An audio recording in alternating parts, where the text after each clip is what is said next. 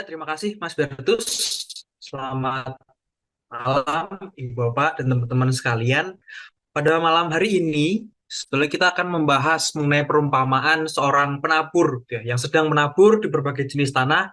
Ada yang masuk, benih itu disebar, tapi benih itu ternyata jatuh gitu ya. Di tanah seperti di pinggir jalan, di tanah yang berbatu, semak berduri, ataupun di tanah yang baik. Nah, uniknya dari perumpamaan ini juga Yesus sendiri sebetulnya sudah berikan ciri-ciri terjemahan ataupun tafsiran dari perumpamaannya. Jadi sebetulnya kehadiran saya pada malam hari ini hanya membacakan ulang saja itu ya yang dikatakan Yesus. Seperti tadi yang sudah dibacakan oleh Mas Bertus gitu ya. Jadi tidak ada tafsir yang terlalu teologis, mungkin hanya ada suatu kesadaran baru lah yang nanti akan kita pelajari bersama. Oke, untuk latar belakangnya yang pertama, ini barangkali adalah perumpamaan yang pertama yang diberikan Yesus kepada para murid-muridnya.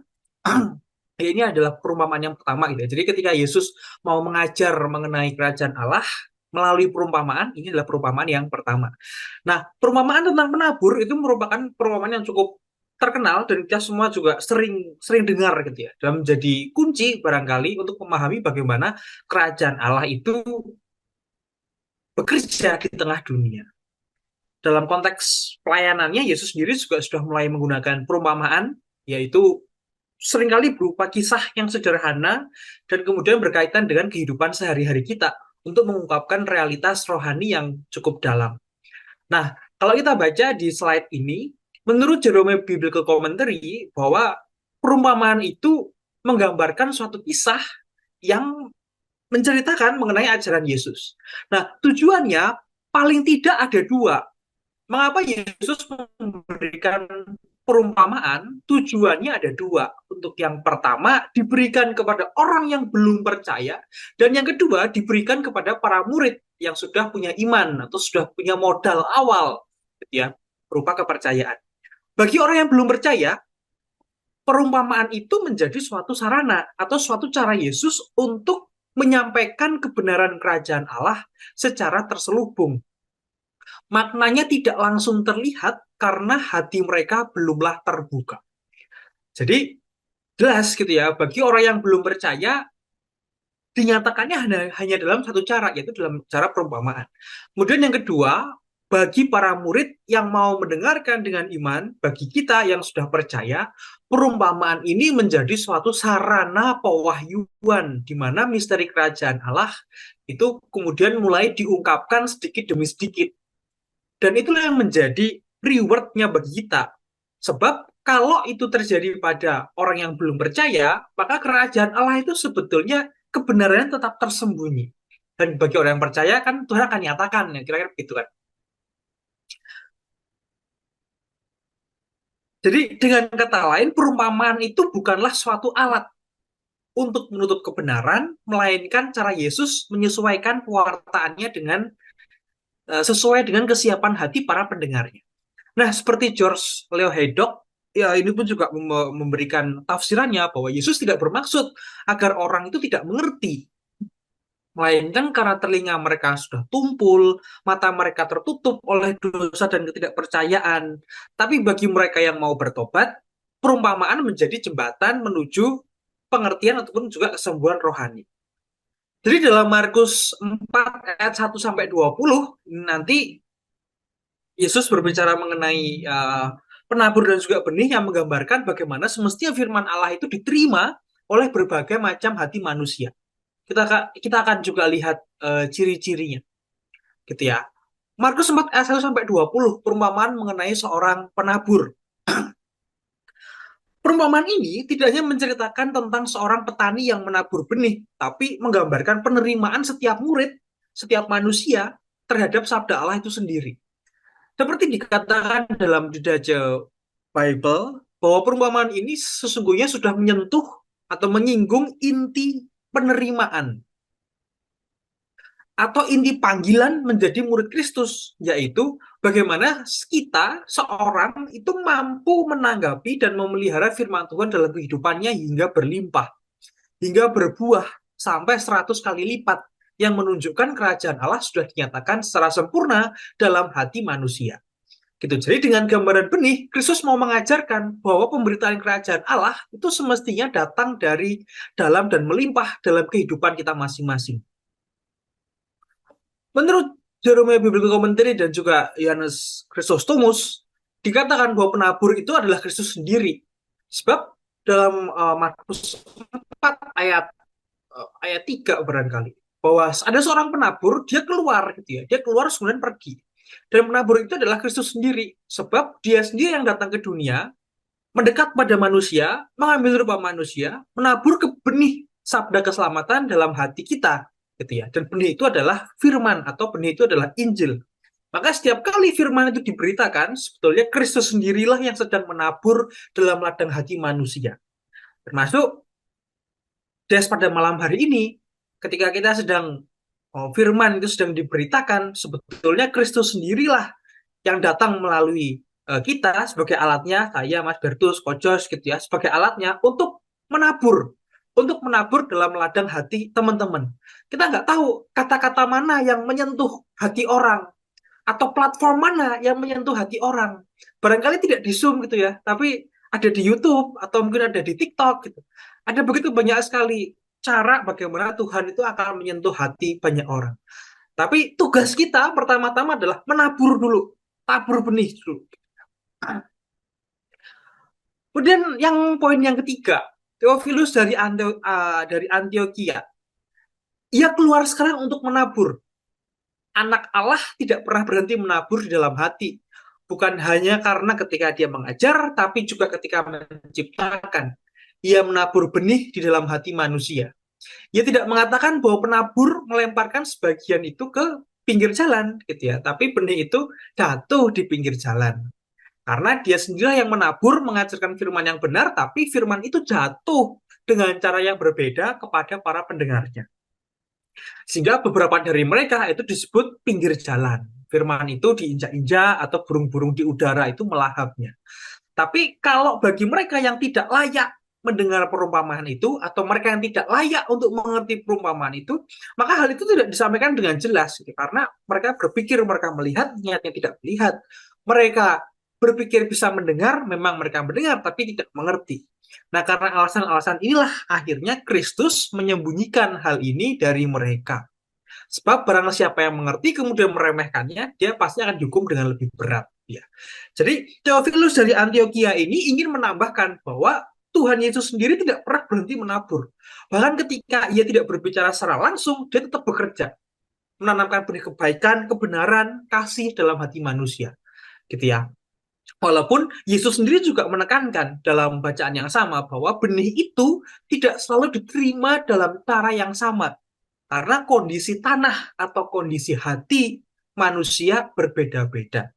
Ada hati yang keras seperti jalanan, ada yang dangkal seperti tanah berbatu, ada juga hati yang masih tercekik oleh duri kekhawatiran dunia, tapi ada juga yang sudah subur dan siap berbuah.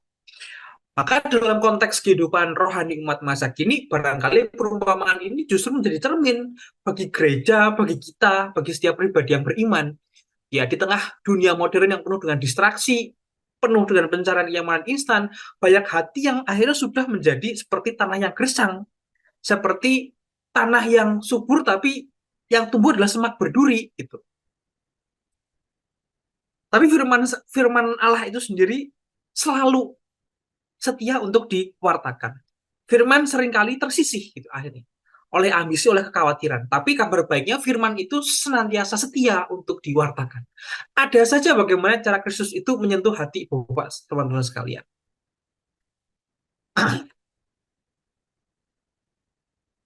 Nah, sebagaimana seorang penabur yang dengan adil menebarkan benih gitu ya ke seluruh ladangnya tanpa pandang bulu, demikian juga Allah sebetulnya menganugerahkan kasih dan rahmatnya kepada semua orang tanpa membedakan. Seperti yang dikatakan Santo Yohanes Chrysostomus, Allah menabur dengan kemurahan hati gitu ya, tidak peduli manusianya itu baik atau kaya ataupun miskin, bijak ataupun bodoh, berani ataupun malas. Tapi banyak benih yang akhirnya tidak bertumbuh karena kondisi tanah itu sendiri atau karena hati manusia. Dan Santo Yohanes Chrysostomus mengatakan atau menegaskan bahwa tidak ada satupun jalan menuju kehancuran. Sebab setiap orang juga punya kelemahan yang masing-masing gitu ya. Seperti benih di pinggir jalan misalnya yang melambangkan hati yang keras, kasar, yang ceroboh, atau mudah direnggut oleh iblis akhirnya. Atau benih di tanah yang berbatu, menggambarkan yang mereka seperti awal-awal gembira terima firman gitu ya. Gembira untuk mendengarkan Injil. Tapi imannya jalan rohani yang berbeda. Tapi semuanya berakar pada kurangnya kedalaman hati dan juga ketekunan iman. Santo Cyrilius dari Alexandria mengatakan bahwa Kristus sudah menyebutkan tiga cara bencana dan juga tiga cara serupa untuk menunjukkan tingkat kemuliaan. Jadi tanah yang baik menghasilkan buah sampai berlipat-lipat 30, 60 sampai 100 kali lipat. Itulah tanda bahwa kerajaan Allah bertumbuh dengan kadar yang berbeda sesuai dengan kesiapan dan kesetiaan setiap orang. Bahkan di tanah yang sudah subur pun buahnya pun bisa jadi berbeda. Jadi ada suatu ekskalasi atau ada suatu dorongan gitu ya untuk berbuat lebih baik. Dan pesan rohani ini tampaknya masih relevan dengan keadaan kita saat ini. Bahwa dalam kehidupan modern yang seringkali keras, cepat, gitu ya. Banyak orang akhirnya mungkin menjadi seperti benih di pinggir jalan. Firman Tuhan sering terdengar, tapi segera hilang. Karena hatinya sibuk, tidak disiapkan, sehingga iblis itu langsung mengambil firman itu. Tapi kabar baiknya itu tadi, Allah terus menabur, terus mengundang, Allah terus menunggu gitu ya. Dan tanggung jawab kita adalah atau panggilan kita adalah menjadi tanah yang baik dengan membuka hati bagi firman, membiarkannya berakar dalam hidup kita masing-masing, menghasilkan buah nyata dalam kasih, kesetiaan dan juga pertobatan setiap hari. Nah, maka itu mungkin latar belakangnya. Maka pembahasannya pada malam hari ini ada empat, yaitu sesuai dengan jenis tanahnya, yaitu benih di pinggir jalan, di tanah yang berbatu, semak duri, ataupun tanah yang baik. Untuk yang pertama, kita akan bahas benih di pinggir jalan. Markus 4 ayat 4 dilanjutkan ayat yang ke-15. Pada waktu ia menabur, sebagian benih itu jatuh di pinggir jalan. Lalu datanglah burung dan memakannya. Orang-orang yang di pinggir jalan ialah mereka yang mendengarkan firman. Tapi segera datanglah iblis dan mengambil firman yang telah ditaburkan di dalam mereka. Yesus menggambarkan bahwa sebagian benih jatuh di pinggir jalan. Lalu burung datang dan memakannya. Maka dalam penjelasan ini, Yesus tuh ingin berkata bahwa orang-orang yang di pinggir jalan adalah mereka mendengarkan firman, tapi segera datanglah iblis dan mengambil firman itu sebelum sempat berakar. Dapat jadi, hal ini menggambarkan hati yang keras, tertutup, ataupun tidak siap gitu ya dalam menerima firman Allah. Sehingga firman itu tidak tinggal karena dalam hati tidak ada ruang. Dalam hati itu keras, terinjak, tertutup oleh debu jalanan duniawi barangkali. Dia mendengar firman Allah, tapi tidak membiarkannya masuk ke dalam hati. Memang bisa juga dia mendengar firman Allah, tapi juga tidak mengerti. Maka iblis memanfaatkan eh, kurangnya pengetahuan ini, sehingga firman itu diambil dari dalam hati karena tidak mengerti. Salah satu contoh bentuknya adalah baca kitab suci, kitab imamat misalnya, susah dibaca, tidak dimengerti, lalu ditutup kembali. Nah, jadi iblis memanfaatkan kurangnya pemahaman manusia untuk menumbuhkan rasa malas, untuk menumbuhkan keengganan mempelajari lebih dalam mengenai apa yang mau Tuhan sampaikan melalui Injil. Nah, maka pertemuan seperti Jazz ini sungguh penting untuk menyadari posisi hati. Di mana hati kita saat ini? Di mana hati kita saat ini? Apakah hati kita sedang seperti tanah di pinggir jalan? Apakah di semak berduri? Apakah kita sudah seperti tanah yang baik gitu ya? Santo Irenaeus dari Lyon mengatakan bahwa saat kita tidur, musuh menabur lalang. Inilah sebabnya Tuhan memerintahkan kita untuk berjaga-jaga. Mereka yang tidak aktif menghasilkan buah kebenaran akan cepat tertutup dan tersesat di antara semak duri. Tapi kalau mereka tekun dan menerima Tuhan, mereka dapat memperoleh kembali hakikat manusia yang murni.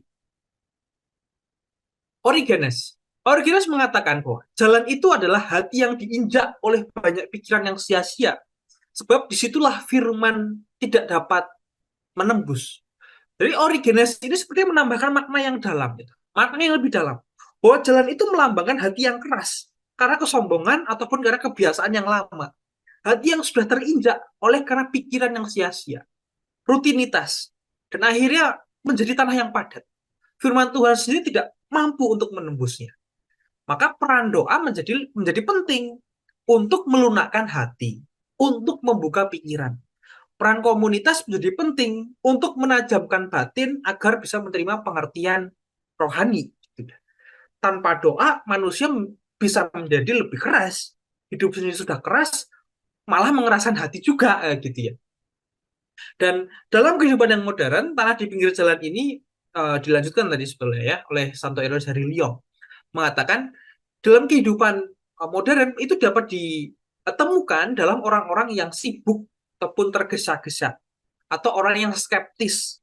Dapat juga orang yang mengalami luka batin misalnya, hatinya sudah menutup diri dari kasih Tuhan, atau menolak kebenaran rohani karena cukup dengan logika. Atau kalau kita bisa artikan dalam kehidupan saat ini adalah orang yang skeptis ataupun juga orang yang sinis. Nah, itu adalah orang-orang yang kalau dikasih tentang firman, ditabur benih, itulah benih itu di pinggir jalan. Nah, tapi masih ada tiga yang lain. Kita maju dulu. Oke, jadi yang pertama,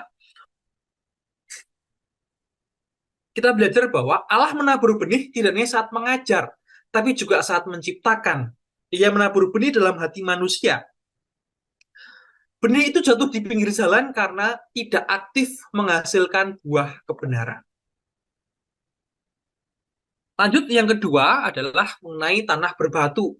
Sebagian jatuh di tanah yang berbatu yang tidak banyak tanahnya, lalu benih itu pun tumbuh karena tanahnya tipis. Tapi ketika matahari terbit, layulah ia dan menjadi kering karena tidak berakar. Jadi Yesus melanjutkan perumpamaannya dengan menggambarkan benih itu jatuh di tanah yang berbatu. Artinya apa? Markus 4 ayat 16. Yang ditaburkan di tanah yang berbatu, yang mendengar firman itu segera menerimanya dengan gembira, tapi tidak berakar dan bertahan sebentar saja. Santo Athanasius memberikan gambaran yang indah gitu ya tentang kondisi ini. Seperti manusia berlayar di lautan kehidupan dengan kehendak bebasnya kita sendiri-sendiri. Di bawah kendali Tuhan, seorang itu bisa tiba dengan selamat di pelabuhan. Tapi kalau hatinya itu terombang-ambing oleh kecenderungan yang menyimpang, susah kita sampai sampai pada pelabuhan. Kita akan terseret oleh badai dan akhirnya karam. Nah, orang-orang seperti inilah yang menurut Athanasius adalah tidak punya akar di dalam dirinya. Mereka terhempas oleh ombak, oleh rasa takut, oleh godaan untuk menyerah. Dan tanah berbatu ini menggambarkan iman yang dangkal, emosional, tanpa kedalaman rohani gitu barangkali. Tapi cepat sekali menyerah ketika kehidupan menjadi sulit. Imannya pun akan memudar. Jadi sukacita awal mereka tidak bertahan karena belum diolah menjadi ketekunan. Selanjutnya, Santo Yohanes Chrysostomus mengatakan bahwa benih ini tidak layu karena panasnya matahari. Bukan karena panasnya matahari, tetapi karena tidak punya akar. Panas ini sendiri melambangkan ujian, penderitaan, penolakan. Sedangkan akar dari benih itu ialah kasih, ya, karitas, ataupun ketekunan dan doa. Orang yang berakar dalam kasih Tuhan tidak mudah goyah dalam panasnya kehidupan, sebab kasih itu menjadi sumber air gitu ya. Tantangan terbesar dari tanah yang berbatu adalah roh ketakutan dan juga ketidaksetiaan. Hati seperti ini pasti tidak akan tahan terhadap tekanan gitu ya. Maka hal ini sebetulnya bisa dijaga dengan disiplin rohani dalam komunitas, dalam ketekunan dalam doa, sehingga firman itu bisa bertumbuh, tidak eh, bisa berakar dan juga dia tidak gugur.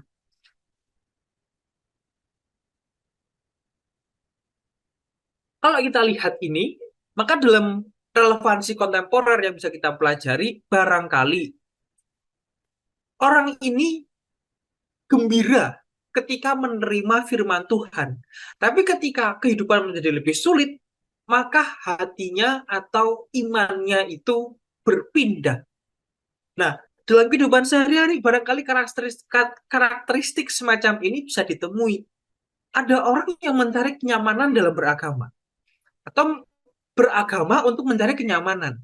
Dia mencintai suasana rohani yang menyenangkan, retret yang tenang, suasana baru. Tapi barangkali tidak siap untuk menghadapi penderitaan. Orang lebih lebih suka mungkin ikut retret dia luka batin berulang-ulang kali, tapi takut untuk menghadapi pengampunan yang sesungguhnya datang ke orang yang memberi kamu luka. Tapi kabar baiknya adalah Yesus senantiasa hadir. Diundang kita itu untuk menjadi tanah yang bisa diolah lebih dalam lagi. Tanah berbatu pun juga bisa menjadi tanah yang subur kalau rela dipecah oleh penderitaan yang diterima, akhirnya diubahkan menjadi pengalaman iman. Justru dalam tekanan itu sendirilah akar kasih itu bertumbuh lebih dalam. Nah, disitulah muncul buah dari kepanasan itu, yaitu ketekunan, kesetiaan, ya, harapan yang sejati. Nah, dari poin yang kedua ini kita bisa belajar benih di tanah yang berbatu adalah orang yang tidak percaya atau tidak berakar pada Tuhan dan diri sendiri. Oke, kita lanjut. Lanjut di tanah yang ketiga, yaitu tanah atau benih yang disebar akhirnya jatuh. Benih itu jatuh di tanah yang penuh dengan semak duri. Sebagian lagi jatuh di tengah semak duri. Lalu makin besarlah semak itu, menghimpitnya sampai mati. Mereka yang mendengarkan firman itu adalah terhimpit oleh kekhawatiran dunia, tipu daya kekayaan, dan keinginan-keinginan sehingga tidak berubah. Jadi Yesus menggambarkan bahwa sebagian benih itu jatuh di tengah-tengah semak duri. Benih itu tumbuh, tapi kemudian terhimpit. Tapi kemudian terhimpit oleh kekhawatiran dunia. Oleh duri-duri yang terasa semakin besar. Sampai mati dan tidak berbuah gitu ya. Dan dalam penjelasannya, Yesus sendiri sudah berkata bahwa mereka itu mendengar firman, sudah dengar, ya gembira, bahagia, tapi tidak bisa tumbuh karena kekhawatiran dunia, tipu daya kekayaan, keinginan yang lebih menghimpit firman itu sehingga tidak berbuah. Jadi karena dunia sehingga firman itu tidak tumbuh dalam hati. Nah, Santo Yohanes Chrysostomus menjelaskan bahwa kegagalan benih ini sebetulnya bukanlah kegagalan sang penabur, melainkan kesalahan manusia yang membiarkan duri itu tumbuh gitu ya. Ia menegaskan juga bahwa kalimat yang kedua ya, karena alasan ini maka manusia tidak dapat mengatakan dunia, tetapi kekhawatiran akan dunia ini. Jadi bukan dunia yang salah, tapi kekhawatiran kita akan dunia ini. Bukanlah kekayaannya sendiri yang jahat, tapi tipu daya kekayaanlah yang memperdaya hati setiap manusia. Maka marilah kita menyalahkan bukan pada makhluk ciptaan, tapi pada kehendak-kehendak kita yang rusak dalam hati manusia. Pikiran yang terkait pada hal fana, bukan yang berakar pada Tuhan. Dan Yohanes Chrysostomus melanjutkan dengan cukup tajam gitu ya, bahwa duri adalah orang terobsesi dengan urusan bisnis, kesibukan, dan juga kepemilikan. Mereka tidak betah lama-lama dalam keheningan bersama Tuhan, hati mereka selalu disibukkan oleh perhitungan gitu ya. Dan mereka juga sulit untuk bergabung dengan hamba Tuhan karena takut kalau ada hamba Tuhan itu yang meminta sesuatu dari mereka. Mereka takut bila kehadiran hamba Tuhan itu mengganggu kepentingan pribadinya. Karena itu Yesus berkata bahwa orang kaya sulit masuk dalam kerajaan Allah bukan karena mereka kaya, bukan karena kekayaannya sendiri, tapi karena hati mereka tertutup oleh keserakahan dan kekhawatiran. Nah, next, lebih jauh, Yohanes Chrysostomus memberikan dua bahaya besar mengenai kekayaan ini. Yaitu yang pertama adalah kekhawatiran akan kekayaan. Itulah yang melelahkan hati manusia, menyebarkan kegelapan dalam hati. Yang kedua adalah kemewahan dan kenikmatan yang berlebihan, yang melemahkan jiwa dan membuatnya rapuh terhadap penderitaan. Maka dia menyebut kemewahan itu sebagai duri yang paling tajam. Sebab dia seperti indah di luar tapi menusuk dari dalam gitu. Jadi kemewahan itu menumpulkan rasa syukur. Kemewahan itu menguras jiwa, lebih parah daripada kecemasan. Kemewahan itu menyebabkan penderitaan itu yang lebih pedih. Karena tidak seorang pun dirugikan oleh kecemasan serius, oleh kelekatan yang berlebihan.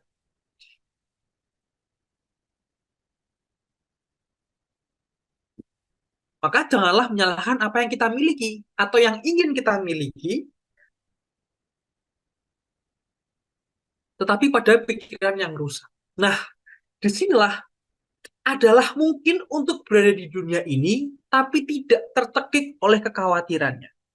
Nah, inilah pentingnya punya hati yang tidak menghamba pada dunia. Inilah pentingnya punya hati menghamba hanya pada Tuhan.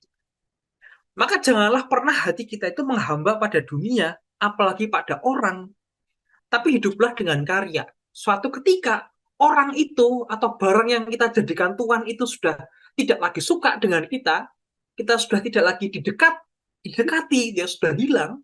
Kita mau hidup seperti apa? Mau kerja seperti apa kalau pegangannya hilang? Jadi lebih baik improve posisi hati, knowledge, cari Tuhan lebih lagi. Kalau kita disukai dengan orang besar, karir naik, bonus banyak, masalah dengan keluarga sedikit, nah mungkin memang rezekinya sedang ke kamu, anginnya sedang ke kamu gitu ya. Tapi ketika angin itu sudah berhenti, kamu tidak pernah lagi dipakai, mau dikata apa, hidupmu akan selalu didengkalin oleh orang, gitu ya. Selalu dibandingkan di antara manusia. Tapi kalau punya karya sendiri, aktif di komunitas, dekat dengan keluarga, percayalah akan banyak yang menolong pada saat miskin, bahkan dalam krisis iman sekalipun. Saya tidak pernah berhenti share tentang ini. Buat tahun 2019, ketika saya krisis iman, gitu ya, saya mau meninggalkan gereja lelah dengan pelayanan, saya diselamatkan oleh komunitas-komunitas di gereja. Dari sebatas hanya tugas choir gitu ya, masuk ke gereja itu hanya ingin bernyanyi saja, kalau nggak bernyanyi saya nggak ke gereja, hingga akhirnya ada, sebelum jazz itu ada kombas di ITB, mendalami kitab suci, apa yang Tuhan mau taruh sebetulnya manusia tuh hidup tuh mesti mesti ngapain sih itu kan mesti dipelajari ya selama 2019 sampai barangkali sampai sekarang, uh, puji Tuhan saya masih setia, masih di sini. Jadi sebab kita masih manusia, pastilah kita mesti mengakui gitu loh. Mengakui bahwa kita punya kelemahan adalah suatu pintu makin dekat dengan Allah. Itulah yang membuat kita hidup, membuat kita ingin terus fight melawan dunia, membuat kita terus fight untuk mencari kebenaran firman itu sendiri.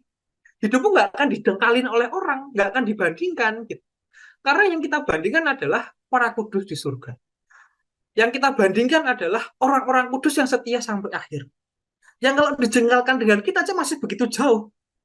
Bahkan resepnya sudah diberikan, ketekunan gitu ya, kesetiaan sampai akhir. Jadi saya selalu percaya bahwa kekayaan yang kita punya sampai saat ini identik dengan tanggung jawab.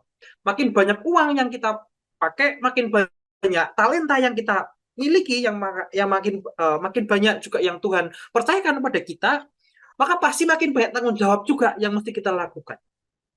Makin kita sibuk bekerja, saya mungkin seperti di Jakarta, pekerjaan pasti banyak gitu ya, dari jam 9 sampai jam 9 lagi, kemudian masih dilanjutkan untuk mempersiapkan PowerPoint, uh, masih mempersiapkan untuk sertifikasi dan lain sebagainya.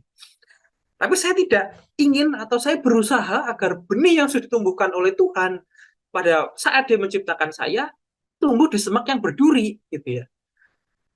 Saya tidak ingin pekerjaan saya menghalangi saya untuk lebih mengenal pada Tuhan lagi. Makanya dari sinilah paling tidak dalam komunitas, seandainya saya mulai berkurang, ada yang mengingatkan. Jadi gitu ya.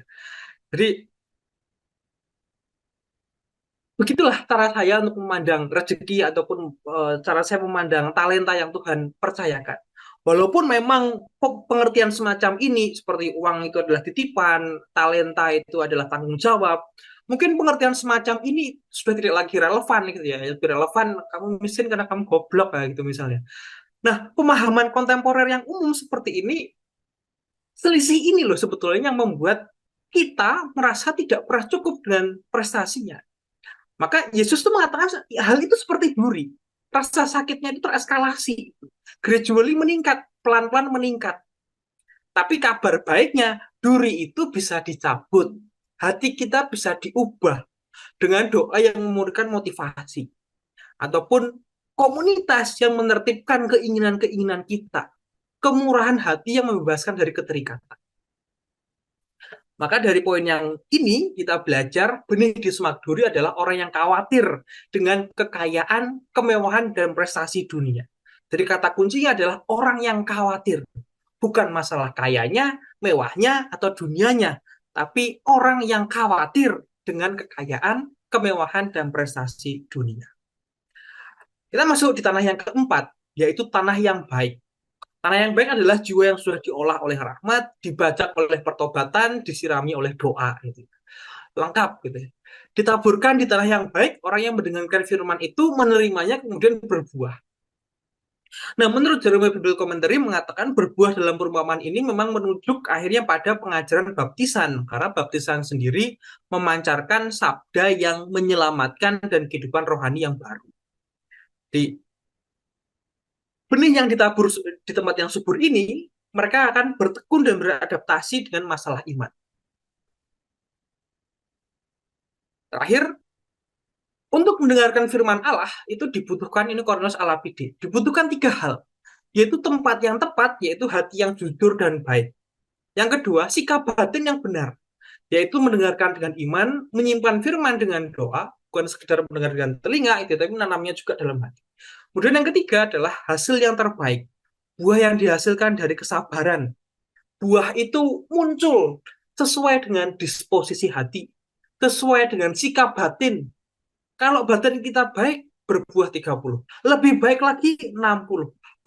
Hati kita sempurna, maka dia berbuah 100 kali. Jadi, tanah yang baik ini bukan tercipta sekali jadi, tapi dibentuk dari proses terus-menerus. Ada pertobatan, ada pengampunan, ada kasih. Dan kabar baiknya, setiap kondisi tanah itu dapat diubahkan. Tanah yang berbatu dapat dibajak oleh penderitaan agar menjadi lebih lembut. Dibajak oleh tantangan agar menjadi lebih subur. Tanah yang berduri perlu dibersihkan oleh pertobatan agar kita tidak tercekik oleh dunia. Dan tanah yang baik perlu dirawat oleh kasih, ya, agar terus berbuah. Buahnya makin banyak bagi kerajaan Allah. Nah, inilah yang kesimpulan di tanah yang keempat, benih tanah yang baik terjadi ketika manusia mampu memiliki hati yang jujur, mampu menyimpan sabda Tuhan dan penuh kesabaran.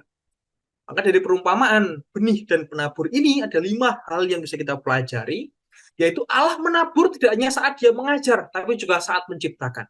Benih itu jatuh di pinggir jalan karena tidak aktif menghasilkan buah kebenaran. Benih di tanah yang berbatu adalah orang yang tidak percaya, tidak berakar pada Tuhan dan diri sendiri. Benih di semak duri adalah orang yang khawatir dengan kekayaan, kemewahan, dan prestasi dunia. Benih di tanah yang baik terjadi ketika manusia itu mampu punya disposisi hati atau sikap batin yang jujur, menyimpan sabda Tuhan, dan juga penuh kesabaran. Sekian dari saya, silakan dilanjutkan oleh Coach Jos.